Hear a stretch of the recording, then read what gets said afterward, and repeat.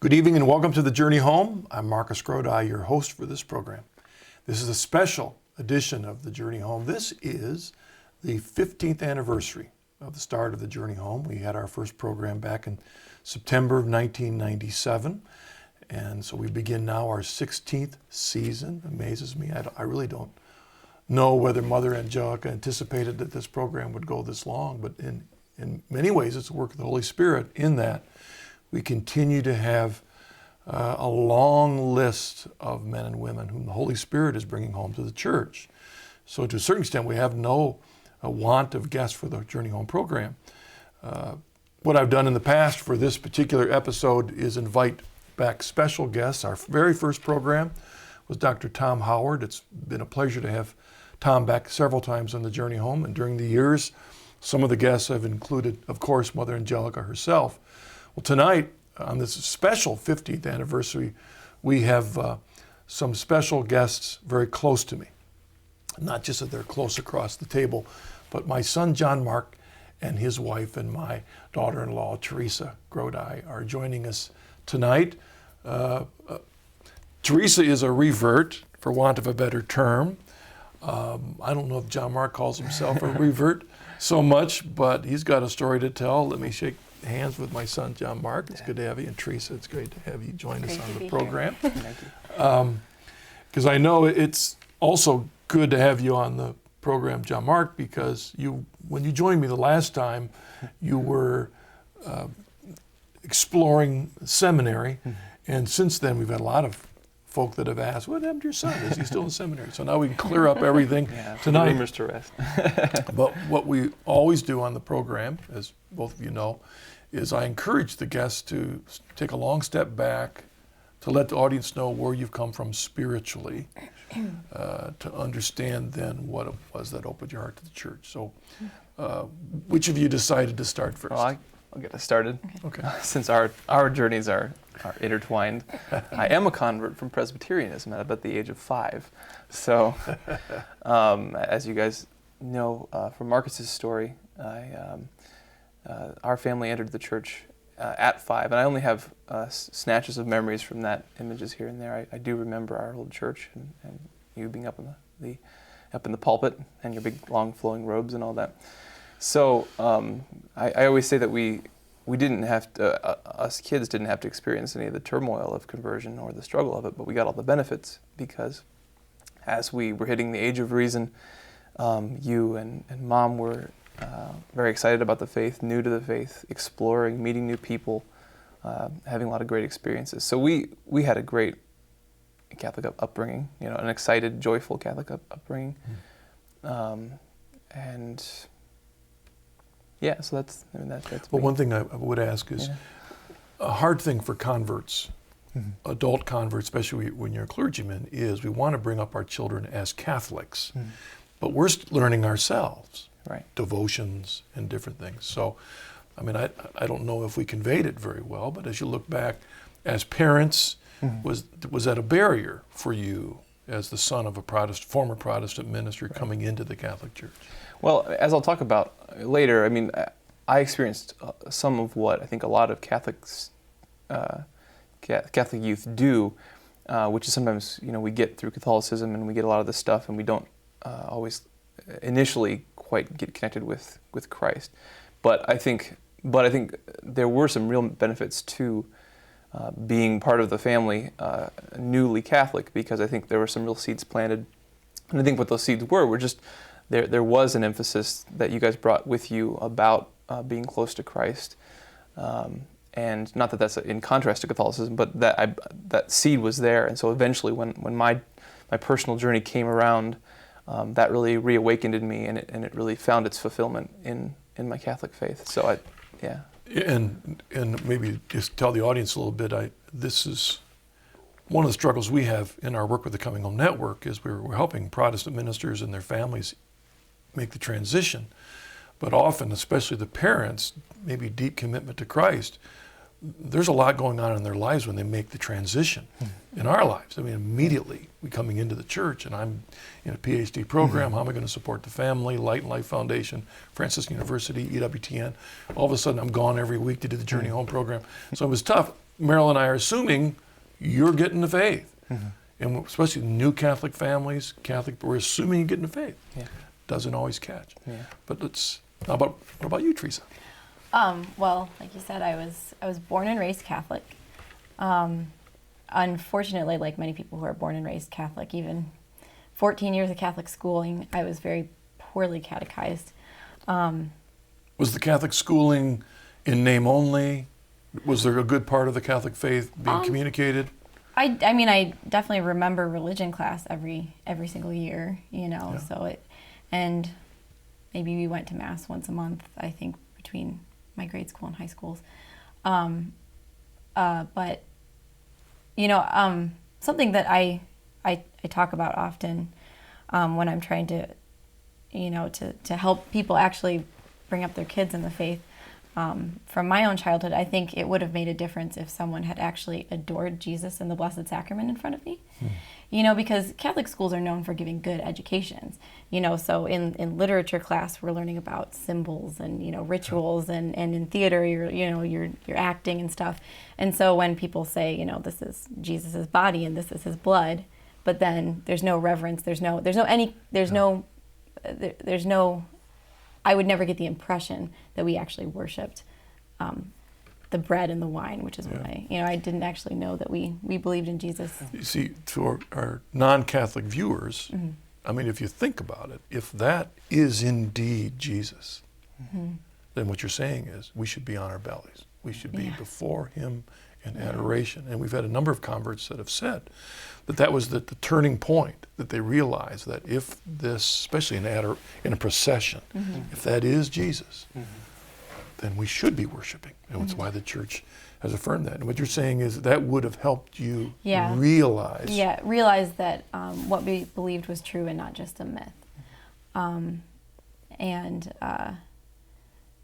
So it's tough because sometimes the language doesn't. We take a lot of our Catholic language particularly for granted because we have a lot of Catholic language because we have such a rich tradition and a rich theology that particularly in this age where most of our youth are coming out of this culture and trying to learn the faith in this culture, we just don't have a lot of the presuppositions that youth from maybe a different age would have had. Because there might have been a more religious culture. There would have been a culture that would have recognized the meaningfulness of things, how words and objects point to something greater than themselves. We don't have that theological and philosophical background that we're coming out of. So a lot of times as Catholics, I think some of the words are kind of used and flipped around a little bit, but it's hard for people to really pick up on that. We really mean this is the body of Christ. I mean, like we're saying that for a reason. Yeah. We can be blind to our own assumptions that we just assume everybody else agrees with. If we don't bring it up, we'll never know. Yeah, and that was actually a big part of my childhood too, is that half my family is Lutheran for the most part, and then my mom's side is Catholic and very devoutly Catholic. It was actually my mother's, her actual prayer, like in the act of praying, that helped me know that God existed, because I knew she was always praying to someone. She wasn't just praying because we were praying in this little circle to each other. She meant like she was speaking with someone. And my grandparents on my mother's side were very, very devout Catholics. And unfortunately, I recognized that for the most part only after their deaths, looking back at like, wow, Grandpa's breviary is just torn apart, and this is why he always, acted this way at church, just things I never had any clue about. Torn apart from use. Yeah, from you. Yeah, I'm sorry. Yeah. I mean, it was so wore down from praying and using it. Yeah, that was his life. I mean, his devoted life. Yeah. Like many, I think, cradle Catholics, I just kind of picked and choose, from the culture, from Hollywood, actually. I wanted to be an actress at a young age, and so, my religion was Hollywood, was magazines, So if there was some kind of spirituality in a magazine, like, oh, say this incantation and you'll see, what your future will be like. Like, I kind of started getting into New Age, after a while, even though I had no clue that's what it was, I was going to UFO. So at that point in your life, as you talk about the transition, would you say that you had just enough Catholicism, but not enough Yeah. to be able to discern the difference between these alternatives that were coming into your life. They just Yeah. easily flowed in. Yeah. There was no personal relationship that was ever, with Jesus, that was ever the first time I heard that was from, I think, when I converted, and you were saying, like, do you have a personal relationship with Jesus Christ? I mean, that was the first time I heard that, and I converted in my 20s, or reconverted in my 20s. Yeah.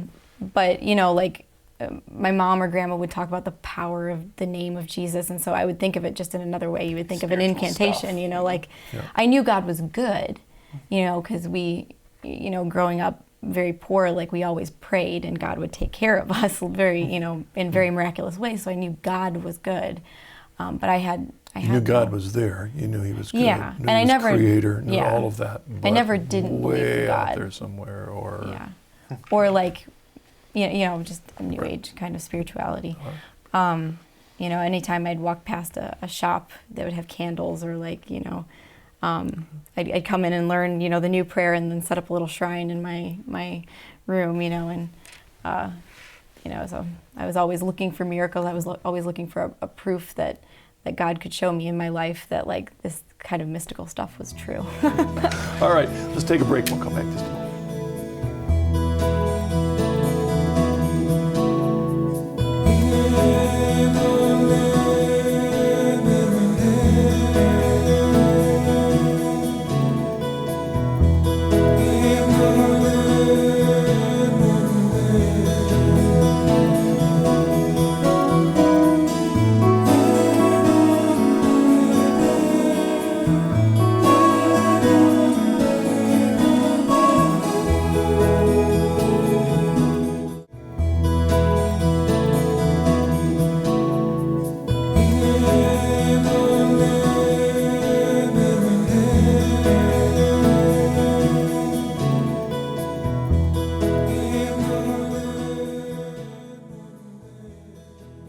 Welcome back to this special edition of The Journey Home. I'm sitting here with my son, JonMarc, and his wife, Teresa. So, JonMarc, are you going to tell a story about slamming a door and joining a motorcycle gang? No, nothing as interesting as that. Didn't happen. Different kind of gang. Well, I was, obviously Catholic all the way up through my teen years, and I really liked being Catholic. I took a lot of ownership of it. I liked the image. I liked the literature. I liked the doctrine. It felt right, and it also felt a little countercultural, which was cool too for a teenager. I was discerning the religious life a little bit, and I had gotten all set to attend seminary, the Josephinum in Columbus, Ohio, and as I was preparing for that, I kind of reached the first. Maybe thinking about college and my first bit of independence, and a lot of the extra reading I was doing, I kind of hit the first real doubts in my life, and what it came down to was I realized that the faith that I had, first of all, wasn't satisfying to me, and I kind of had a crisis about that, because I believed in the church and I believed in God, and I wanted to, I enjoyed it, I liked it, it felt good, it felt right, but I didn't feel convinced about it, and so it was a real intellectual, cognitive dissonance that I if I could have just made all the doubts go away and just believed, I would have, but I couldn't, and my conception at that point of what it meant to have faith was just that if what it means for me to have faith, Catholic faith, means that I may have doubts, I may have questions, that I may want proof, I may have this desire to know more, but faith means I just close my eyes, I just put those aside, and I just kind of make this, I will myself to believe. And I felt like that was what faith really was, and that's what worried me, because I was no longer satisfied by that. And again, I don't know where exactly I got that from. I think part of it's just the culture. That's what the culture thinks of a lot of Christians, that they're just kind of blindly believing. They don't actually know any of this. But also a lot of Christians too kind of give that impression too, that we don't know any of this stuff. We don't really have any reason, but it's kind of a wishful, it's a comforting belief that we just buy into. And so that was kind of raising up in me as I entered seminary, which made that a little tough. But the first thing that kind of set me on a better path was in seminary. I took a class on the catechism, and it was about the first few chapters of the catechism. And the reason that class and some of the other classes I was taking really had a good effect on me is because again, with this idea of faith that I had, I kind of had this assumption that if I began to look for answers, if I started reading, if I started asking a priest, if I started expressing these doubts I had about God's existence, about the true nature of the faith, that the answers that I would get, I was afraid would be, don't worry about it, just believe. That's what it means to have faith. You just ignore that and you just believe. And that's what I was worried about. And so when I started to read the catechism, particularly, it really hit me because that was not what the church was telling me. I discovered, I began to crack open this treasure chest of the intellectual history of the church and the rich theology. And in particular, in the first sections of the catechism, it's talking about faith and what it means to believe. And particularly there was a line where it says, faith is man's response to God. And that kind of rung with me for a while, and I carried it with me because it seemed that if faith was man's response to God, then I wasn't being asked by the church just to do this by myself, just to believe on my own power, but that God kind of takes the first step, that we're responding to God's prompting. And so that, I didn't fully understand that, but it rang with me a little bit. And so that made me feel a little better. And so for a number of years after that, what I kind of changed to, I kind of had this different idea that maybe, so what faith means is that there are answers out there. I need to get into philosophy. I need to just read a whole bunch of books, and I can prove to myself that God exists and that this faith is true. And that'll be what faith is. Faith will be this assurance that I've proved to myself. And I almost kind of fell into a bit of, I think if you go into a philosophy 101 class and you talk about God, there'll be that person who stand up in the class and say, well, you don't know if God's really there, but as Pascal's wager pointed out, that odds are God is there, and a lot of the proof points there, so you just need to live your life on this gamble. And for a while, that was kind of, a different conception of faith that I had. And I thought I just need to amass a lot of evidence, I need to read a lot of books, I need to kind of prove it to myself, and that'll be what faith is. But ultimately that wasn't satisfying either. It was good, it was helpful because I was learning a lot of really good stuff. And if you stack up all the evidence, I mean, the fingerprints of God are all over the world. But one thing was happening is you were gaining a confidence and able to ask questions. You weren't afraid to ask questions. Mm-hmm. Yeah. But the problem for me, I guess, eventually was that it still wasn't what I desired in my heart of hearts. It was good to know about the world and to see God in it, but I feel like I was learning more about God, but I still didn't know Him. And as I looked at the saints and as I looked at the spiritual heroes that I had, that's not the kind of faith that it seemed that they had. They knew God, and so I still had some journeying to do. But why'd you leave seminary? Well, I'm asking that because that's a question I get from people. Well, I spent a semester there. It was a good semester. I loved praying with the guys and singing, and I would kind of go back and forth in my heart about a lot of these issues. Eventually, I just decided to myself, I don't know a lot of things. I have a lot of questions, but one thing I do know is I'm not feeling a particular call to the priesthood. And I guess I met a lot of guys there who, I didn't know exactly what was going on in their heart, but I knew that the call was real. Yep. If it was there, it was real. A call wasn't just a figure of speech that I just felt called to be a priest. There really is a call. If I'm supposed to be a priest, then God is going to put that desire in me. When you and I had that lunch and you told me you were kind of, Dad, what do you think? I really don't know. I want to go back. You told me why. You knew. Oh, I wanted to be married? You knew that you were called to be a father. Oh. I forgot all about that. You'd not met Teresa yet. I know, I was like, you said, I know I'm called to be a father, but not a priest. Yeah, well, I guess, so as I compared so a call, again, as I learned, it's a real thing. We're not just doing lip service when we say that. And as I meditated and got to know myself better, I realized that, I don't, like I said, I have a lot of questions, but I don't feel called to be a priest. And I've always dreamed about being a husband and father. Yeah. So, at that point I was open to that maybe changing, but at that point I didn't feel like I needed to pursue seminary any further. So. All right. Well, I will say that your mother and I did not know you were going through this difficulty with faith. And I say that because a lot of parents out there whose children have left the church don't realize it. We don't often talk about it. We get busy in our lives. And you and I were always into music, still are.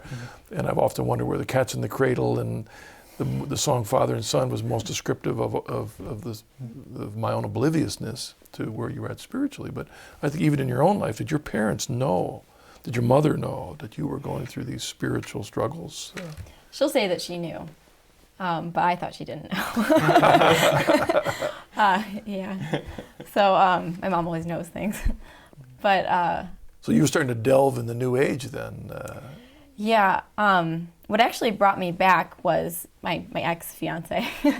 I met him, and his church was, I'm sorry. Well, let me say before you come back yet. I mean, how long were you out there away from were you actually away from the church or just more intellectually, mentally away from your intellectually and mentally. I mean, we were never a family where like mass attendance was like, oh, God will understand, maybe once a month at the least we would go to mass. So intellectually, I was falling more away because as a female in academia, you're gonna run up against feminism at some point, and I did. And I would say that right before the time of my conversion, I personally would never have an abortion, but I wouldn't ever, push my thought on someone else. I would drive my best friend to the abortion clinic if, like she needed someone there, So I was, and the abortion issue actually plays a pretty important role in my conversion, particularly my intellectual conversion, because my conversion to Christ, my personal conversion to Christ, was very miraculous. But mentally, there were other things that God was putting into place at the time that kind of brought me spirit and mind, like back into the Catholic Church. Was there a time in either of you that you remember when right smack before your mind's eye, you were confronted with rejecting the faith, the church, or was it just a drifting for you? Oh. Yeah, mine was a very reluctant one. I was never tempted to do so. It was more of a kind of an inevitability. I couldn't. I had this cognitive dissonance. I just, I really, really wanted to have faith. I really wanted to know God, but I had this fear that that the more I delved into it, the less I was going to find. And that I was going to, my hopes were going to be dashed. I was going to find that it really was just a lot of wishful thinking. And so the more I asked questions, the more confidence I had, because I realized that I had nothing to fear there. But if what does bring you back into the church, which we'll talk about in a moment, hadn't happened, where would you have ended up, do you think? Mentally, spiritually? Just think of a normal college kid living the college lifestyle, money, pleasure, partying. That probably just would have progressed into a job and into a very dysfunctional family life afterwards. Maybe going to church, but just going. Maybe going to church. I hadn't at the time of my conversion, I hadn't actually experienced any anti-Catholic prejudice. So there was no reason for me to look at my faith and say, I reject you. It was more just like this growing of secularism in my life. Well, the reason I point this is because it's not just a Catholic thing. I think you see it in all Christian traditions where people may look externally like they're just fine, but inside they're not there spiritually. Yeah. Maybe it's because they're afraid to go farther because they've got questions, they don't want to address them, just keep pushing them out, or maybe they found other things that have filled the gaps. I think, as we experienced, later on we both did a lot of campus ministry, and I think that sometimes there's a double fear going on. I think people have a fear, as I did, that if they start asking the questions, and seeking the answers that they want, that they're not going to find them, and they're going to actually just find more despair. But then I think the other fear is too that if they may find God. If you search for God, there's a danger that you're going to find Him, and you're going to have to change your life. You're going to have to do some things that are uncomfortable. So I think both those fears often play a part in in conversion. Yeah. All right. Well, why don't we pause there? We're at that crossroads where both of you kind of re-examine your faith and maybe come in a deeper. I'm assuming you come back to the church. But we'll find out a little bit. Okay. All right. Let's take a break. We'll come back just a moment.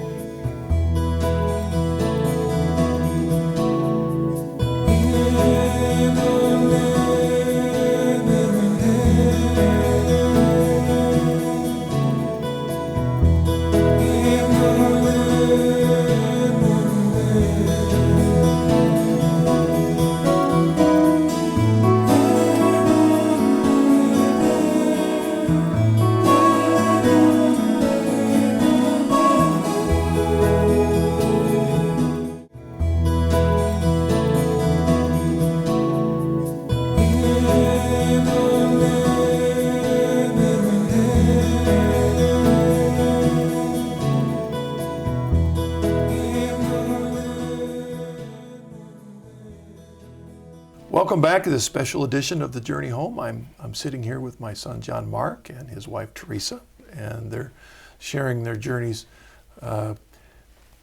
both as those that were brought up in the church but drifted. And though your journeys may not, quote, seem as radical as some, I think the key is, though, in reality, that your journeys are probably a lot like a great number of our viewers and their children.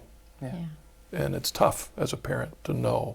And I thought before we go on with what was it that brought you into the church, Teresa, brought you back to the church, JonMarc, was it hard for you? You're kind of a PK, a pastor's kid, even though we became Catholic. I'm no longer a pastor, but was it part of the reason for your own struggle that you did have a father that was up front on the journey home, traveling a lot, in the name of the church, in the name of the faith? Yeah, I think in the roots of the cause of the struggle that I went through were a lot of good seeds planted. Because I think on the one hand, I mean, the reason that I had issue with my faith is because I had a desire for intellectual integrity. I wanted it to work, but I didn't have the answers. So there was that. But then on the other hand, too, I think it did play a part that I didn't want it to disappoint. I didn't want to be that kid, you know. And I always had even though I didn't know it intellectually, I always had a feeling about the church. You know, it felt right, and there was something true about it. There was some intuition there, seeing your guests and seeing, you know, the changes that just what it meant in your life and Mom's life. And so I wanted that, but it took me a while to get the answers to satisfy my desire for knowledge of that. So I think the pressure that any married minister has, or any leader in religious life, when you have children, is how do you make sure they catch the faith? And you can fall into the trap of just assuming, well, I'm talking about it all the time. You know, I'm on TV talking about it. You know, they see me reading. We may not always be praying a rosary at home, which is often a struggle for converts. But I'm just assuming you're catching it. And if you don't see it, you just assume everything's fine. And so I'm very grateful to God that you're sitting here, both of you, in front of me, because it may have been otherwise. Because I know there are guests, people that watch the program who wish their children were in the church. Yeah. Fortunately, all three of mine are, by the grace of God, not because of anything I've done. And Teresa, you were just about ready to kind of nudge us on there, because now you're though maybe your parents pretty much think you're fine in the church, but really intellectually you're out there exploring. Maybe even cognizant that you're exploring, right? It's just what the world is in the culture that you're in up at college. Yeah.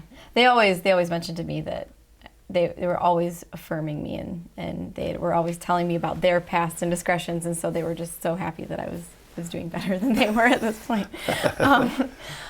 But it was actually my ex-fiance's family's devotion that kind of brought me back towards the church.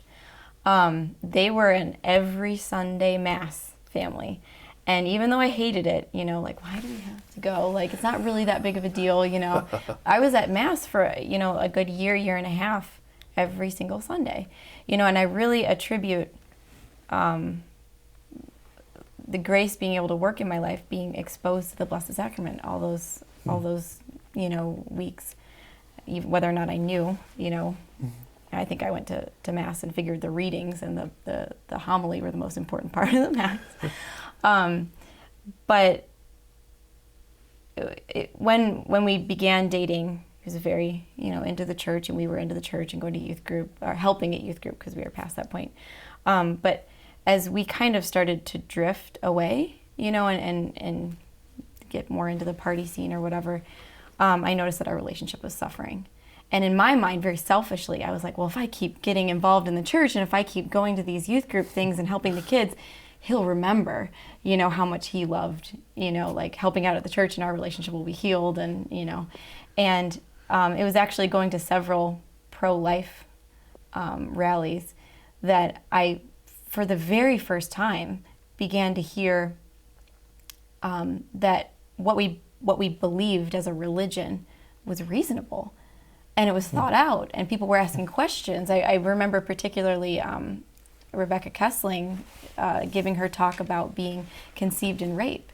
And I had always thought, like, oh, that's a position, like, absolutely, if a woman wants to get rid of a pregnancy, that was conceived in rape, how could she carry that child for 9 months, But here was this lawyer, this educated woman, who was not only conceived in rape, but giving these real, rational, reasonable reasons that were much more rational than what I believed as a feminist and as an intellectual, and it became more attractive to me. And as the faith became more attractive to me, God began showing me where in our relationship and in our, partying and whatever, just what a detriment it was to us, as human beings. And I started reading the Bible more, and it just seemed like every page I would turn to in the Gospels would be like addressing our exact situation, and I would just, I delved into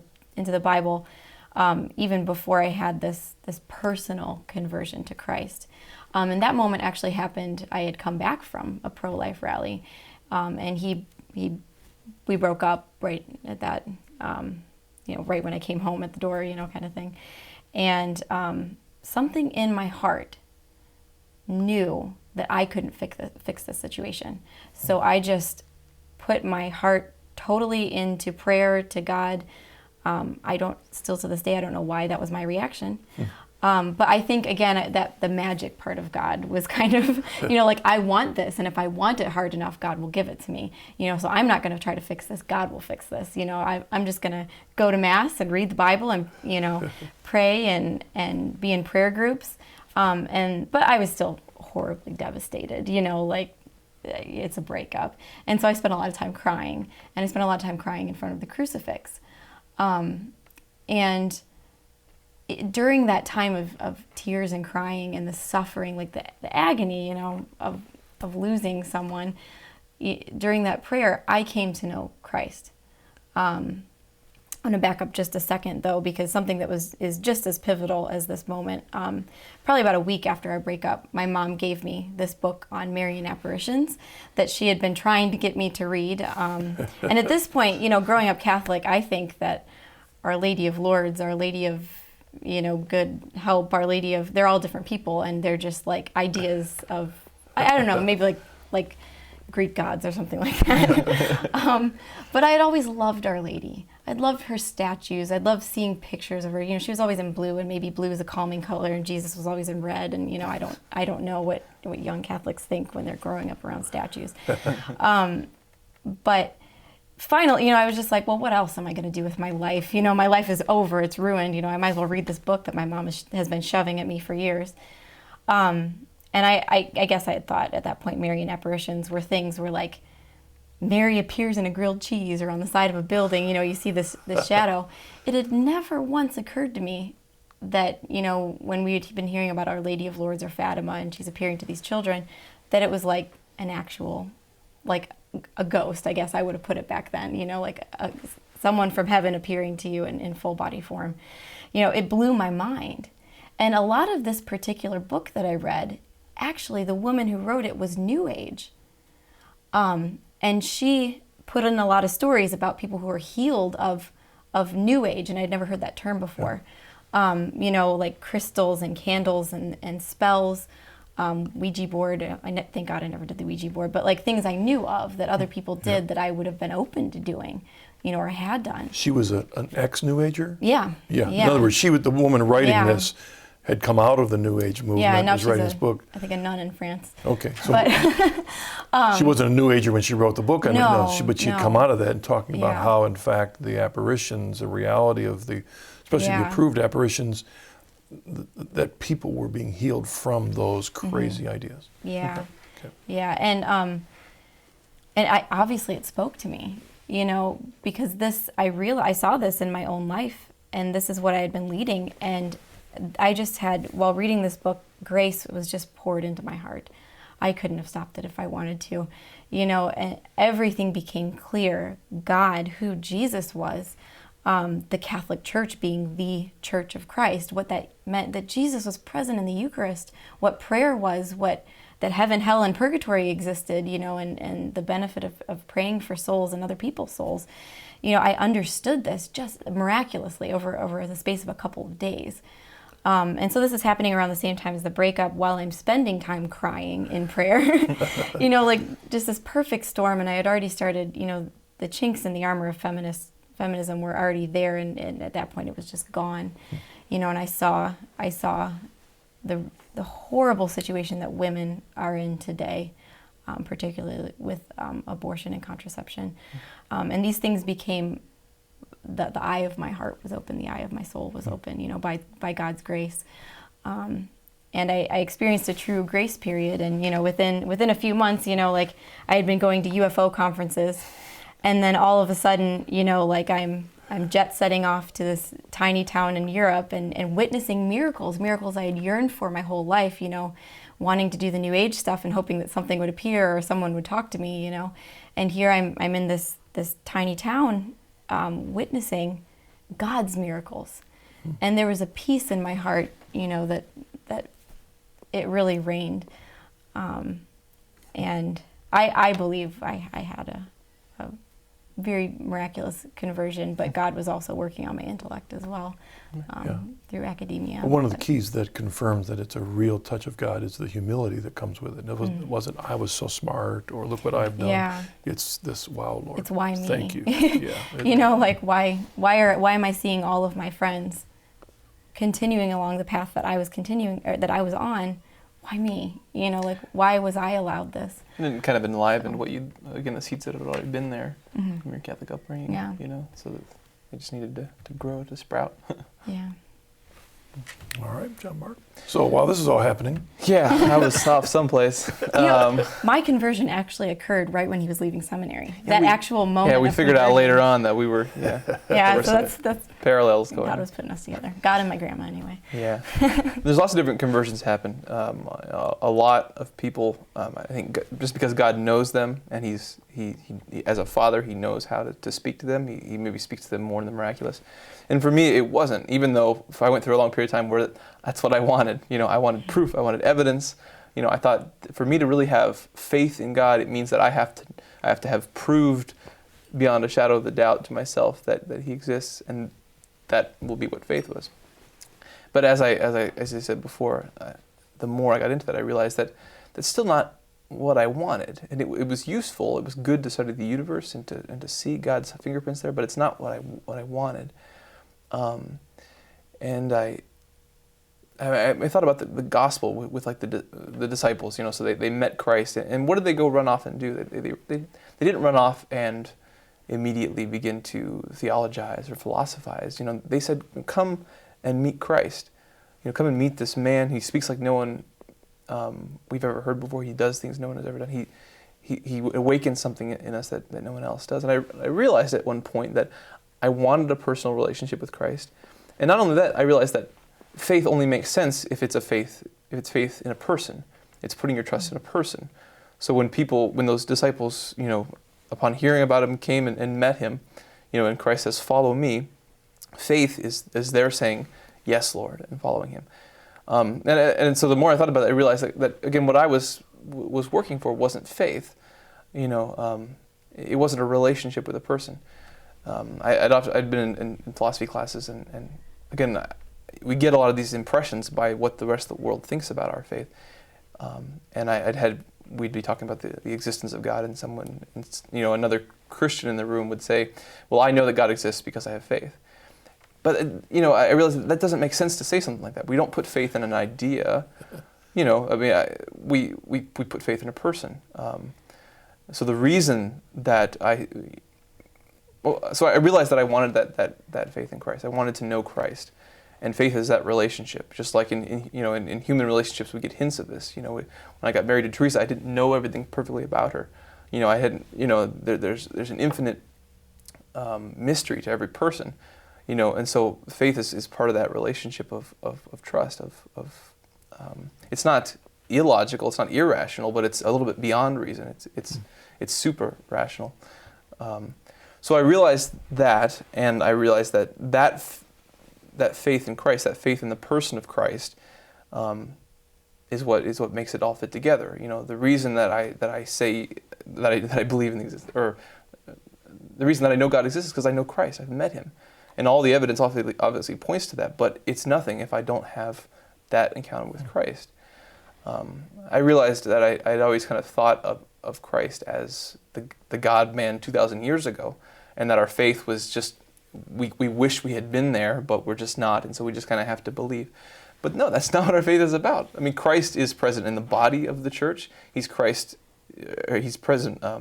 very incarnationally in all the sacraments. He's present to us in prayer. So we come to know Him, and because of our faith in Christ, we say yes to His church, we say yes to His teaching, we say yes to our scripture and tradition, because God, as it says in the catechism, God comes to meet man, in those early chapters of the catechism. And so once I realized that, I knew what I wanted, and I went back to prayer with that. And again, some people's conversions are miraculous instantaneously. Mine was just kind of, it was a final growing piece. I spent a lot of time in front of the Blessed Sacrament, and after years of wanting all this stuff and searching and reading, all of which was good, I just came to know Christ, and I knew Him in my heart. I knew Him in prayer, and so the rest of it kind of came together with that. So, an aspect of both of your stories, which I've always felt very important, is that you both came back to a strong relationship with Christ and His church while students at a secular university. Mm-hmm. I mean, talk about that. I mean, that is a powerful witness that God can work anywhere, but I mean, God is very active and alive. Yeah, I needed that. Because I think for me, one of my problems was that we have this word, like I was talking about earlier, we have this word faith, and we kind of take for granted that a lot of times when people say it, they mean all kinds of crazy things. When another student in my philosophy class says faith, they just mean that a Pascal's wager kind of faith. They don't really know God, but odds are God exists, and then maybe I'll get heaven if I believe in Him. So I just choose to believe. But they don't have a relationship with Christ. So people can mean a lot of things by the word faith, and I really needed we had a great Catholic community at Bowling Green University, but I needed that contrast. I needed to see not just the difference between the difference between our Catholicism and the faith of other Christians. I needed to see the contrast between our Christian faith and the culture as lived out in the university, and even I needed to see the difference between some Christians who said they had faith but didn't know Christ, some Catholics who were strong on the Catholic faith but didn't know Christ, and the difference between them and then those real spiritual heroes that I met and read about, and to see those contrasts so that I could come to a real understanding of what it meant to know Christ. Mm-hmm. And again, that was true for you too. I mean, there in the secular environment. I mean, you both met as a result of that Catholic community at Bowling Green. Yeah. Right? Yeah, we met at one of the Catholic student organization's meetings, and I went to talk to him because he's kind of standing in the back, and I thought maybe he might lose his faith if nobody comes up and talks to him and invites him into this group. But then I found out he was younger than me, so he kind of went off my radar until he Well, I was the president of the Catholic student group for a year, and had been in the core team before that, and then Teresa did campus ministry for the last couple of years while we were up there, and I had asked her out a couple times, and she had asked me out once before we finally began dating, and eventually got engaged, and we were married in 2010. So. I didn't watch EWTN, but my grandma watched your show. I remember that is the most common thing. People always tell me, your program is my mother's favorite. I remember one time I was in my dorm room with one of my Catholic household members, and we were playing video games, and Teresa came back from her grandma's house and said, my grandma said the funniest thing today. She thinks we're going to get married someday because she found out that your father is Marcus Grodi.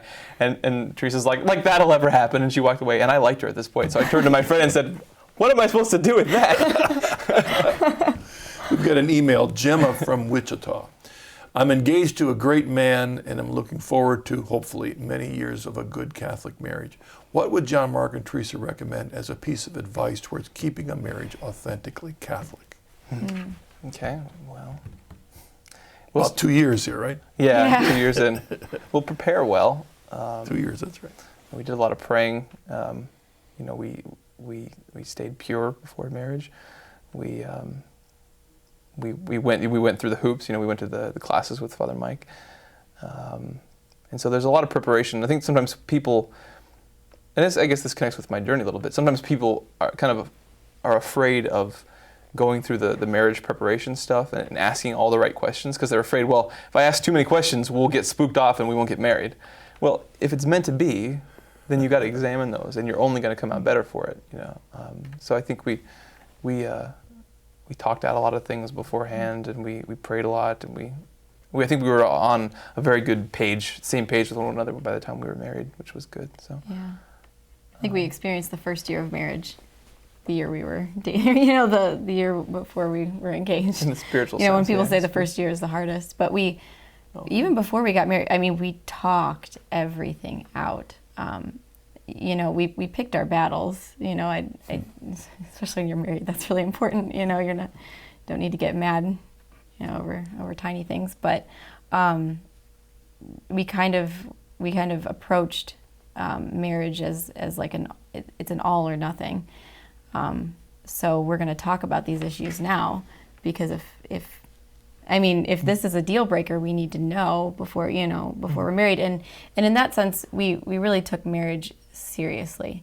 It's not just like, well, now I'm in a relationship with this person, and well, we've been together 2 years and I love him. Well, of course you love him. You've been together for a long time. But we really took it as, if we want to live marriage as a sacrament, we have to, we have to examine all these things and make sure we're coming into it, giving ourselves a fighting chance. Yeah. We also talked a lot about what it really meant, love, what love really means. And again, we had great examples of really great love and really bad love on our secular campus, because a lot of people think that love is just the feeling. It's just something that happens to you, and it's not something you do.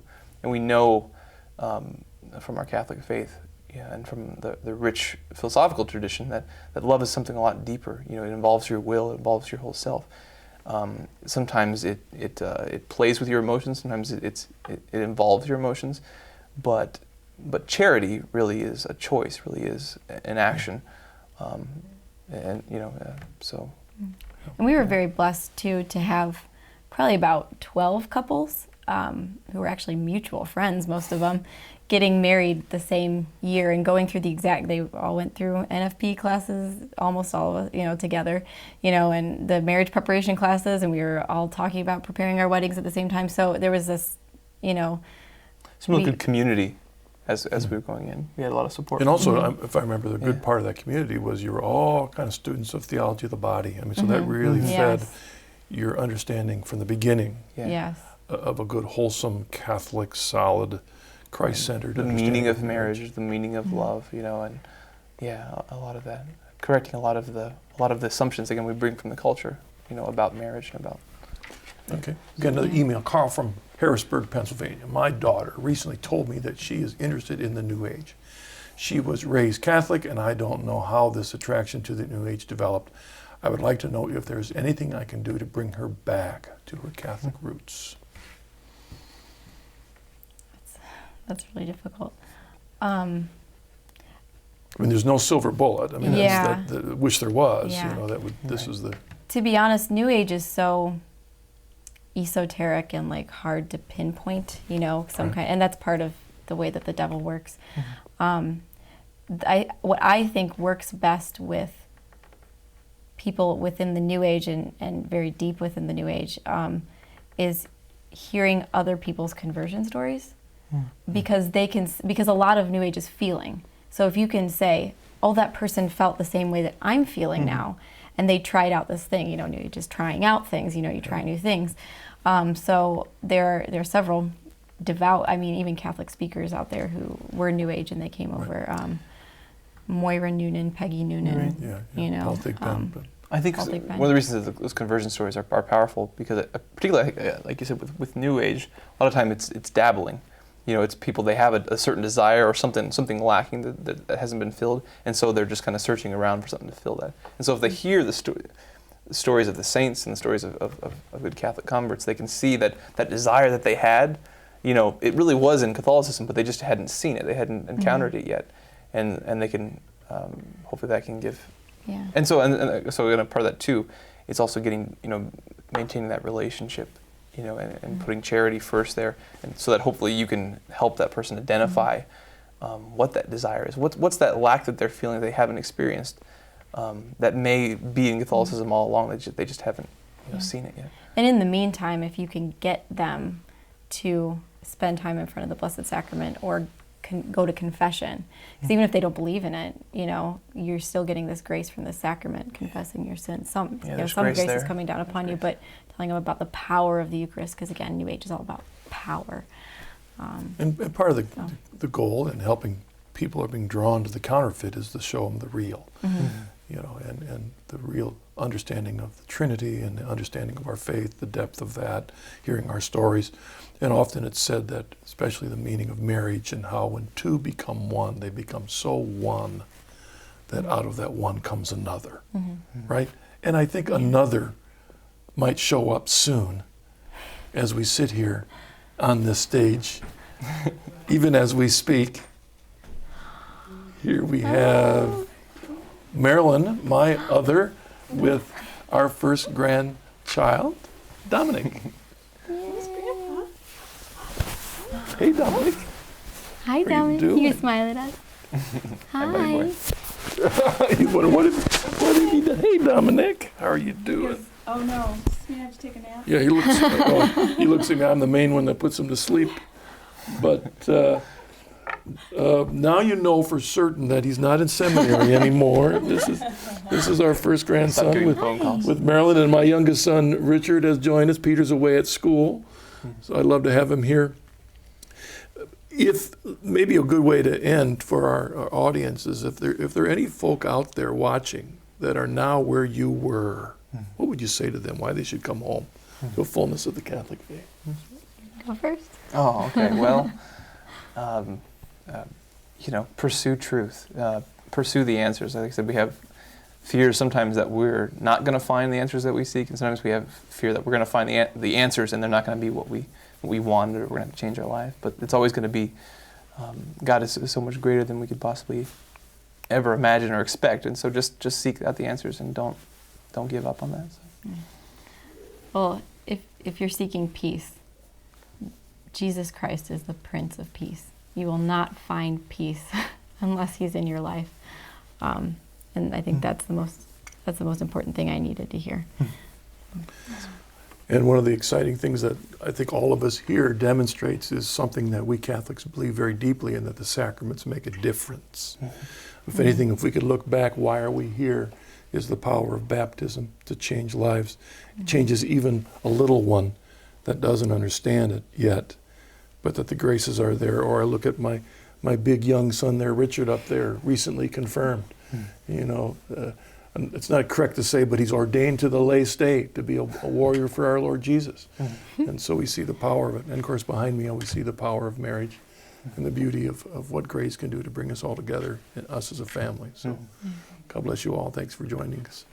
joining me on this program, my family. And thank you for joining this episode of The Journey Home. What a great way to start a 16th season with The Journey Home, to be able to have my family. Wish my son Peter was also joining us, but we pray for him as he's away at school, discerning himself whether he has a call to the religious life. So thank you all, and God bless you all. Join you next week on The Journey Home.